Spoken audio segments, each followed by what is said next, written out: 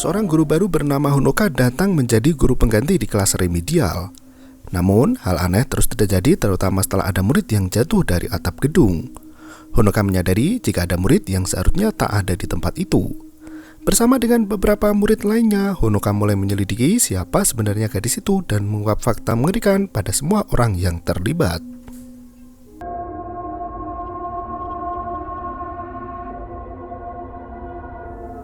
Cerita dimulai pada 2 Juni tahun 1992. Siang itu, beberapa murid di SMP mendesak salah satu siswi bernama Sana untuk mengatakannya. Sana kala itu hanya terdiam dan tak menanggapi aksi pemaksaan itu. Seorang guru bernama Kawamatsu yang melihat muridnya berada di atas bergegas meminta turun karena berbahaya. Tiba-tiba angin berhembus kencang hingga membuat mata Shigemi kelilipan. Ia tak bisa mengendalikan diri hingga hampir terjatuh. Sana berhasil menangkap gadis itu dibantu dengan teman-teman yang lain. Shigemi berusaha keras untuk naik dan berterima kasih pada Sana. Sayangnya, Sana justru melepaskan tangan dari Shigemi dan membiarkan gadis itu jatuh ke bawah. Berganti ke 30 tahun kemudian, gadis muda bernama Honoka menunggu kekasihnya yang bernama Yuma di depan stasiun. Yuma telah mengirim pesan pada Honoka jika ia ingin mengajak kekasihnya itu untuk menemui seseorang. Tak berselang lama, Yuma bergegas keluar dari mobil. Begitu melihat Honoka, pemuda itu berjalan mendekati tanpa menengok kanan kiri. Tiba-tiba sebuah mobil melaju kencang menabrak Yuma hingga pemuda itu tak sadarkan diri. Tubuhnya terlempar ke mesin penjual minuman di mana ada seorang gadis SMP bernama Hitomi yang sedang membeli minuman di sana. Hitomi mengecek keadaan pria itu, namun ada sosok yang menyeret Yuma masuk ke dalam selam mesin. Honoka langsung berlari dan berteriak minta tolong. Warga yang menyaksikan bergegas membantu mengeluarkan kepala Yuma yang masuk ke bawah mesin minuman. Setelah tubuh Yuma berhasil keluar, Honoka merasa ada tangan lain yang memegangi tangannya. Ia menarik tangannya dan memperhatikan bagian bawah mesin itu. Ternyata Yuma bergegas dibawa ke rumah sakit. Namun sayang, pria itu masih tak sadarkan diri. Honoka mempertanyakan apa yang sebenarnya Yuma inginkan dan kenapa Yuma mendesaknya untuk bertemu dengan seseorang. Tak berselang lama, keluarga panti asuhan Yuma datang. Siang itu juga, Honoka pergi ke panti asuhan untuk mencari tahu apa yang diinginkan kekasihnya. Pengurus panti menjelaskan jika Yuma anak yang cukup unik karena ketika ia beranjak dewasa, Yuma memilih untuk tetap tinggal dan mengabdi di panti. Honoka memeriksa benda pribadi milik kekasihnya. Ia menemukan gambar masa kecil ketika Yuma masih berada di panti. Pagi berikutnya, Honoka sudah berada di sekolah. Pak Nakano memberitahu jika Bu Sukamoto sedang hamil dan Honoka akan menggantikan kelas remedial untuk sementara waktu. Melihat Hitomi masih berada di sekolah, Pak Nakano memintanya untuk mengantar Honoka berkeliling. Begitu melihat Honoka, Hitomi sedikit terkejut karena guru baru itu merupakan kekasih yang mengalami kecelakaan di stasiun. Saat mereka berjalan melewati lorong kelas, terlihat ada gadis lain di belakang mereka. Anehnya ketika berbalik, Hitomi tak melihat gadis itu lagi. Honoka yang masuk ke dalam kelas berterima kasih karena Hitomi telah menyelamatkan Yuma.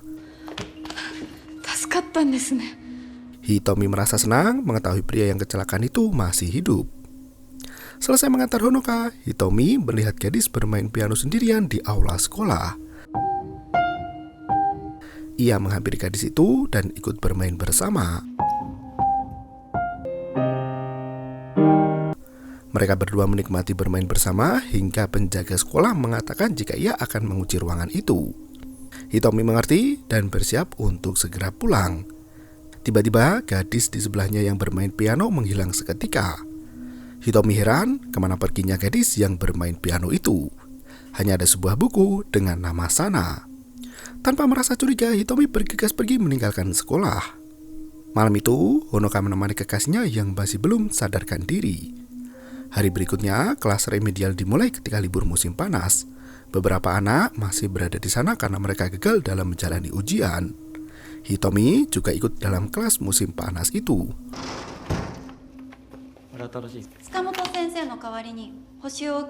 Setelah memperkenalkan diri, Honoka memberikan lembar tugas satu persatu. Tiba-tiba ada satu murid lain muncul di belakang Hitomi. Ia meminta lembar tugas pada Honoka. Ketika Honoka berkeliling, ia melihat ada murid lain terbaring dekat lapangan. Ketika dia mati kembali, gadis itu sudah berdiri dan menatap ke arahnya. Penasaran dengan apa yang terjadi, Honoka pun meninggalkan murid agar mereka mengerjakan tugas. Hitomi kala itu memberikan buku catatan milik Sana. Sementara Miura justru mengatai Sana sebagai gadis yang aneh karena menatapnya. Honoka yang berada di lokasi gadis itu melihat ada bunga kering. Hitomi yang menyusul Honoka tak mengerti karena sedari dulu bunga itu sudah ada di sana. Tiba-tiba buku berjatuhan dari atap. Honoka melihat ada murid lain dan memintanya untuk turun karena berbahaya berada di atap gedung. Hitomi memeriksa nama dalam buku itu. Honoka berlari menuju ke arah Hitomi di mana gadis yang turun dari atas ternyata adalah Miura. Kejadian itu membuat gempar sekolah di mana polisi datang untuk melakukan penyelidikan. Honoka menyapa kepala sekolah. Bu Kawamatsu meminta maaf karena Honoka harus melalui kejadian mengerikan itu. Kawamatsu menceritakan jika dulu ia pernah mengalami hal yang sama di mana muridnya jatuh dari atas bernama Shigemi. Sementara itu, Takeru memberitahukan pada dua temannya jika 30 tahun lalu ada siswa lain yang jatuh seperti Miura. Gadis yang jatuh itu bernama Shigemi, teman dari ibunya ketika duduk di bangku kelas 9. Kawamatsu menjelaskan jika 3 gadis yang berada di atap memberitahu bahwa hal tersebut merupakan kecelakaan yang aneh. Hitomi mendengar lagu yang Sana mainkan.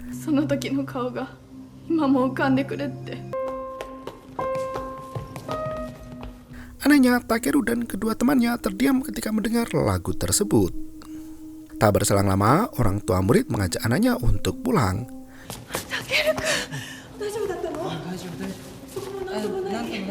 Tai, ibu dari Takeru, menyapa Yui, ibu dari Hitomi. Mereka dulu adalah teman sekelas ketika Shigemi, teman mereka, jatuh dari atas. Dalam perjalanan pulang, Tai membahas apa yang terjadi kali ini seperti ketika mereka masih kelas 9 dulu. Menurutnya apa yang terjadi adalah karena gadis itu.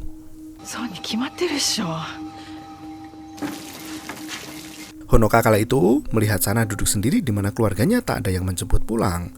Hitomi menanyakan pada sang ibu siapa gadis yang dimaksud dari orang tua Takeru. Yui menolak untuk memberitahu, di mana ia teringat kejadian mengerikan dan mulai bertingkah aneh.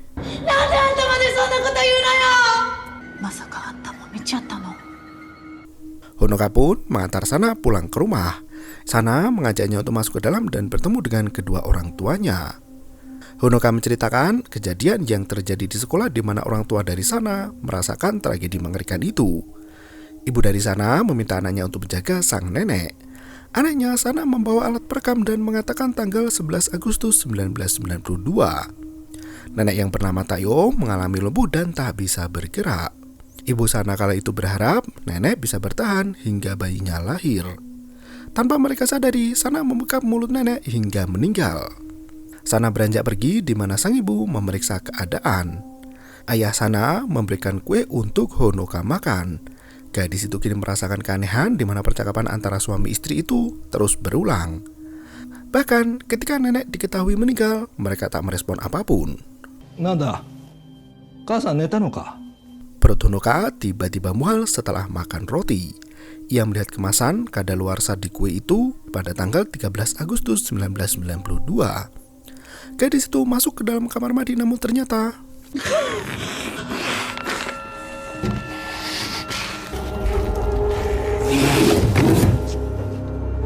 Honoka melihat sosok anak kecil masuk ke dalam kamar Sana. Gambaran dari kamar itu seperti apa yang ada di dalam buku gambar milik Yama. Tiba-tiba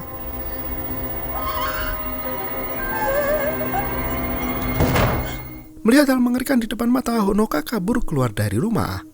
Bu Kawamatsu yang kebetulan lewat kebingungan melihat Honoka ketakutan. Gadis itu langsung memeluk kepala sekolah dan menceritakan apa yang baru saja terjadi. Anehnya, rumah dari Sana terlihat mengerikan dan tak lama dihuni. Dalam sebuah berita mengabarkan jika Sana dibunuh oleh kedua orang tuanya. Bukawamatsu pun merasa harus memberitahu tentang sosok gadis bernama Sana.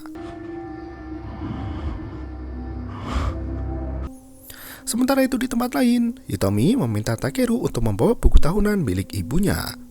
Hitomi menemukan foto kelas 9 dan ia menunjuk pada gadis bernama Sana. Ia yakin gadis itulah yang dimaksud oleh ibu Takeru. Hari berikutnya, Bukawamatsu menceritakan apa yang terjadi 30 tahun lalu. Ia menjelaskan jika semenjak kematian dari Shigemi, ibu dari Takeru dan Hitomi, menjadi trauma. Mereka takut untuk masuk sekolah, namun berbeda dengan Sana yang terlihat biasa-biasa saja. Ketidakpedulian itu justru membuat murid yang lain ketakutan. Sana mendapatkan bulian dari teman yang lain. Bukawamatsu kala itu meminta Sana untuk melawan, namun gadis itu justru menginginkan suara. Honoka dan Takeru tak mengerti maksud dari perkataan Sana. Hitomi menunjukkan sebuah buku catatan. Dalam buku itu tertulis impian dari Sana di mana ia ingin membawa lagu miliknya ke seluruh dunia dan membawa semua orang untuk masuk ke dalam dunianya. Ia ingin mengumpulkan jiwa-jiwa dari semua orang. Honoka menunjukkan artikel berita di mana kedua orang tua dari Sana telah membunuh gadis itu. Mereka kini semakin tak mengerti apa yang sebenarnya terjadi dan suara-suara apa yang dimaksudkan oleh Sana. Kawamatsu pun mengajak mereka untuk menemui seorang yang bisa memberikan petunjuk. Malam itu mereka menemui Gonda, murid dari Kawamatsu dulu.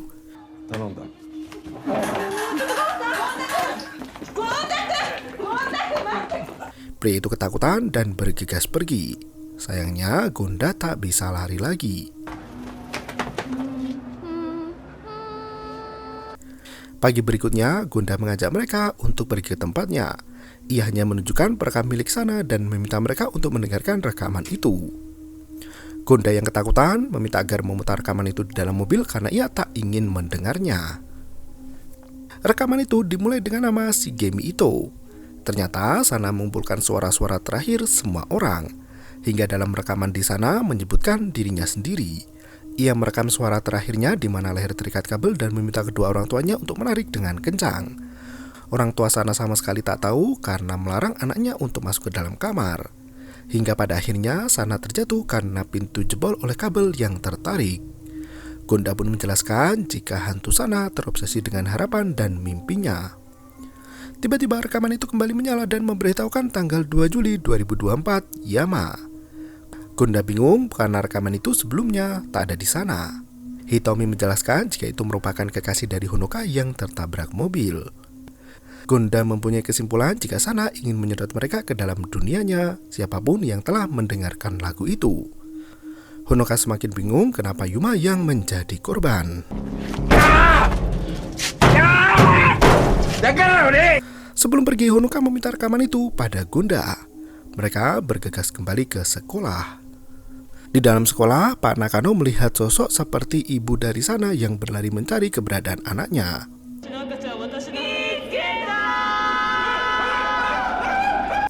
Kawamatsu yang masuk ke dalam sekolah mencari keberadaan Pak Nakano, namun ia tak menemukan pria itu. Sosok perempuan melintas masuk ke dalam kelas. Honoka yang menunggu di rumah sakit mendengar suara rekaman diputar dengan sendirinya. Ia pergi dari ruangan itu dan mendengar rekaman yang baru bernama Takeru. Honoka bergegas menelepon Hitomi dan meminta untuk memegang tangan Takeru dan jangan sampai lepas. Di saat yang bersamaan, Takeru mendapat telepon dari temannya yang bernama Daiki. Honoka meminta agar Hitomi tidak melepas Takeru sampai ia datang. Sayangnya Takeru melihat sosok Hitomi berubah menjadi Sana dengan wajah mengerikan.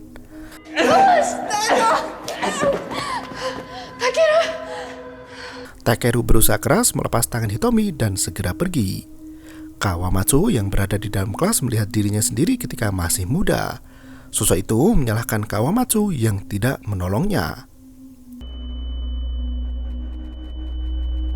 Pak Nakano berjalan di lorong di mana kaki pria itu berubah menjadi 3 siswa.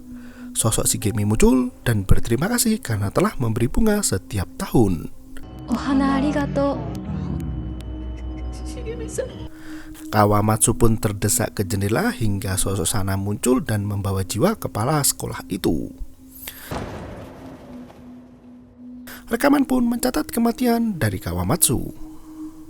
Di tempat bermain game, Rento mengalami kejadian aneh di mana ia melihat Sana ada di dalam kotak. Sosok mengerikan itu membawa Rento pergi dari dunianya. Daiki yang datang kebingungan karena temannya itu menghilang. Ia melihat jejak kaki darah yang masuk ke dalam foto booth. Tak disangka keluarga dari Sana masuk ke dalam sana dan membawa jiwa Daiki ke alam mereka. Kini tinggal Hitomi dan Honoka.